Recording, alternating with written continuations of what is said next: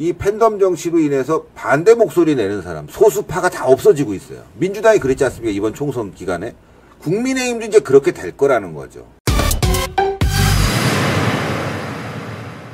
앞서 이제 그 한동훈 댓글팁 운영과 관련돼서 저는 일정 부분 그 당시 한동훈 법무부 장관이 그 야권에 이렇게 대응을 하면서 일정 부분 팬덤이 생겼다고 봐요.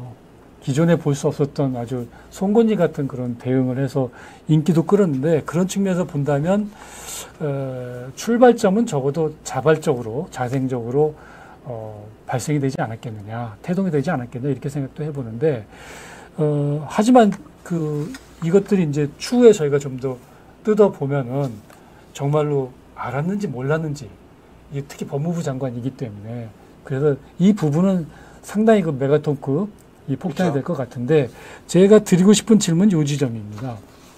어저께 그 이재명 전 대표 친명계 인사들 모임에서 이런 얘기가 있었어요. 세미나를 했죠, 세미나. 뭐라고 그랬냐면은 권력화된 팬덤 당원들에게 당당히 대응하라. 뭐 이런 목소리가 나왔습니다. 이재명 전 대표도 팬덤 정치의 수혜자라고 볼 수가 있겠는데 이 시점에서 친명계 의원들이 조심해야 된다, 당당하게 대응해야 된다 이렇게 얘기를 했습니다. 이게 어떤 뜻이 담겨 있다고 보십니까? 시대착오적인 발상이죠. 네. 그러니까 제가 팬덤의 전문가입니다. 제가 문화평론을 갖다가 96년부터 해왔고 주로 대중문화평론을 하면서 팬덤들이 어떻게 움직이고 또 그리고 그 문화가 어떻게 변화 발전했는지를 저만큼 잘 아는 사람이 없을 거예요. 정치에서도 팬덤은 동일합니다. 근데 이 팬덤의 그 발전과 진화가 뭘 따라서 이루어졌냐면 한마디로 민주주의의 발전을 따라서 이루어진 거예요. 그리고 소비자들의 힘이 강해지면 강해질수록 팬덤이 더 강해집니다. 그러니까 이게 결국 소비자 주권주의의 또 다른 발로인 거예요. 그러니까 정상적인 팬덤이라고 한다면 소비자들이 내가 내 손으로 아이돌도 키워보고 배우도 키워보고 심지어 정치인도 키워보겠다. 이렇게 나오는 거예요. 이게 뭐가 문제입니까? 그리고 당원들이 그 팬덤으로 가득 차 있다. 그럼 당원들이 팬덤이지. 실제로 강선우 의원이 이런 얘기를 갖다 했어요. 자기가 정치에 입문했던 계기는 짝사랑하듯이 민주당을 갖다가 좋아하고 있다가 온라인으로 입당을 했다. 이게 팬이잖아요. 팬이 하는 행태랑 뭐가 다릅니까? 저도 몇 군데 팬클럽에 가입이 돼 있어요. 제가 좋아하는 아이돌들이 있거든요. 그러면 짝사랑 하다가 거기 팬클럽 어떻게 들어가는지 봐서 거기다 온라인으로 들어가서 그래서 팬 활동하는 거예요. 그게 기본인 거예요, 이제는. 근데 거기다 대고 권력화된 팬덤 당원에게 대응하라 이렇게 얘기한다는 것은 그거는 그럼 민주주의에 역행하라라고 주장하는 거랑 동일한 겁니다. 예를 들어서 이제 우리가 패도 있잖아요. 그러니까 그 부분을 말씀드리려고. 네. 근데 지금 진짜 제대로 된 팬덤들은 BTS 팬덤 보세요. 거기는요. 아미라고. 네. 아미들 진이 전역하는데 거기에 사람들이 많이 나오면 다른 분들한테 피해가 될 것 같습니다. 자제하시는 게 어떨까요? 하고 회사 쪽에서 입장을 내고 진도 그 메시지를 냈더니 한 명도 안 나왔어요. 이게 진짜 팬덤이라는 거예요. 그런데 이 팬덤들을 악용해서 장사하는 애들이 있거든요. 코인파리들. 그리고 거기에 이권 개입하려고 하는 놈들. 굿즈 팔려고 하는 놈들. 이런 놈들. 실제로 그 하이브 같은 그 대형 회사도 그 안에서는 제대로 팬덤을 이해해가지고 팬덤을 갖다가 잘 놀 수 있는 마당을 만들어 놔야 된다라고 주장한 놈이 있는가 하면 어떤 이사는 굿즈 팔아야 돼. 10,000원짜리 10만원에 팔지. 이런 놈들도 있는 거예요.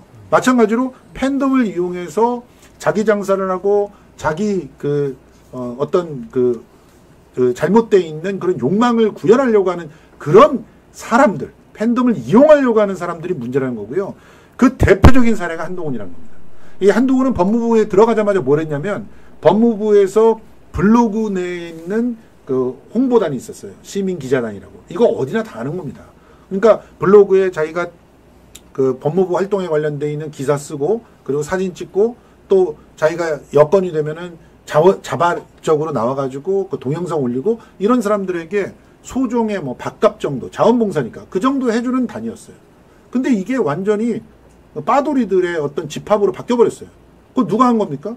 한동훈이 한 거예요. 한동훈 몰랐습니까? 같이 뭐 차단도 하고 그랬는데. 그러니까 세금 가지고 자기 팬덤을 키운 거 아닙니까? 그 팬덤들도 아주 악성 팬덤이 될 소지가 다분한 자들을 키웠어요. 그런 식으로 댓글팀도 키운 거 아닙니까?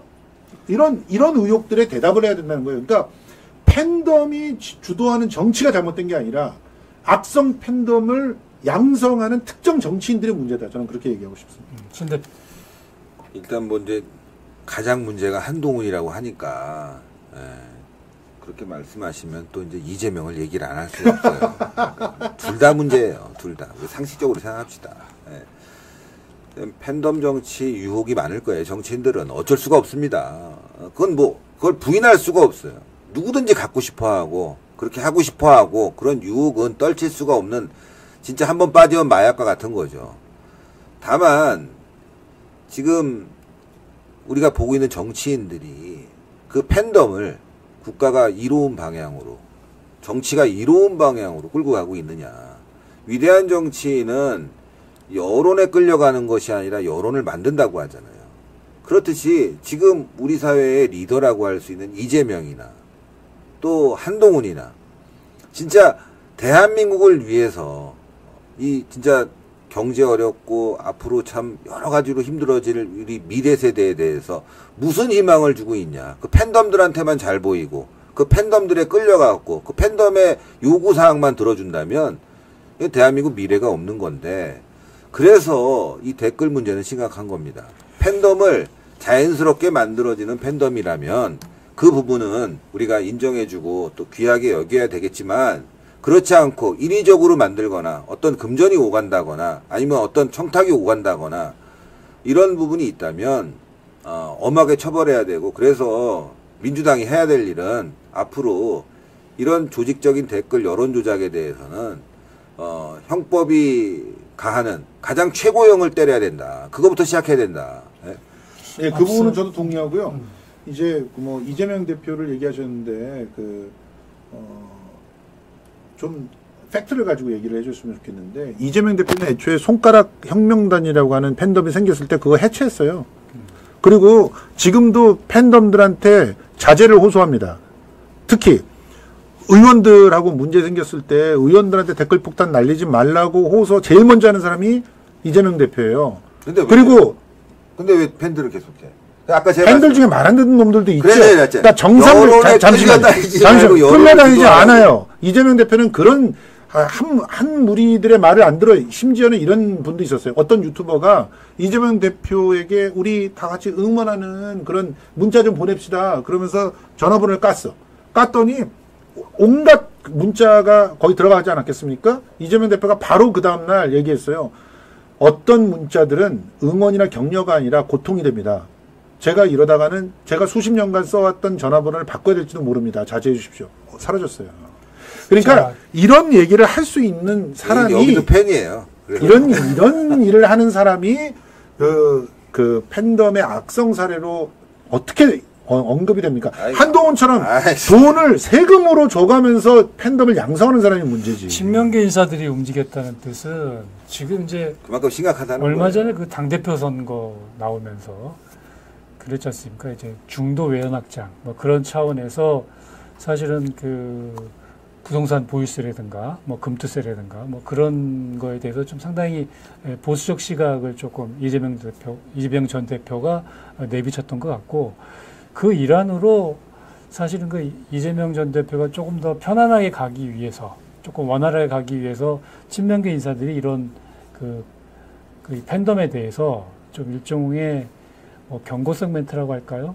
좀 뭔가 좀 선제적으로 좀 대응에 나선 게 아닌가 이렇게 또 생각이 드는데 어떻게 보세요, 김정수 평론가? 저는 착각이라고 보고요. 이 김영진 의원 같은 경우는 뭐 찐명이 된 지 얼마 되지도 않고 자기가 찐명이라고 하고 다니는 정성호 의원도 있죠. 네. 정성호 의원 같은 경우는 기본적으로는 서로의 그 인간관계 때문에 애초에 뭐 사법연수원 때라든가 이럴 때 인간관계 때문에 이재명을 정말 애틋하게 바라보고 있는 동생처럼 바라보고 있는 이런 사이인 거지 정책적으로는 이재명의 정책과 굉장히 달라요.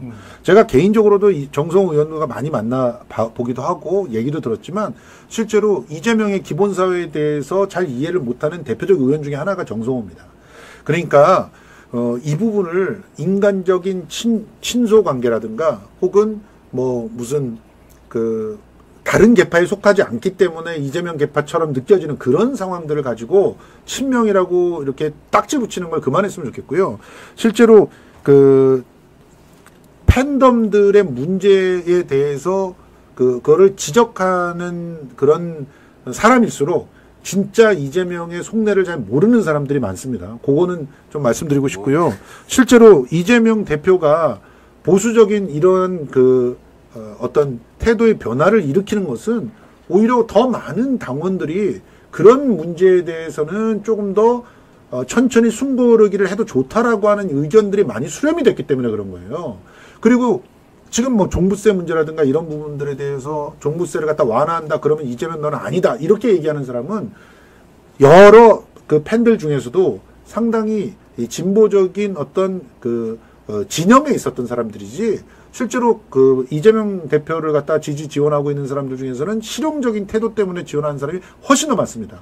그 실용적인 사람들은 정책에 필요할 때 필요한 정책들을 사용해 달라고 주문을 하지 특정한 정책을 마치 그거를 무슨 뭐 교리처럼 이렇게 교조주의처럼 이렇게 몰고 가지 말아라라고 얘기를 하고 있습니다. 근데 이제 한편으로 이제 보수 쪽에서 보면은 이재명 전 대표의 지금 전반적인 민주당의 그동안 해왔던 모습들을 보면은 지나치게 좌클릭이 아니냐 이렇게 비판도 할 수 있는데 우리 신 대표는요?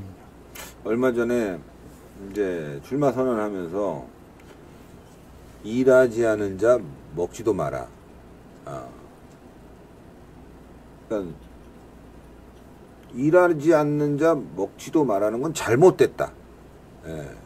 무노동 무임금에 대해서 뭔가 변화를 요구하는 발언을 했어요.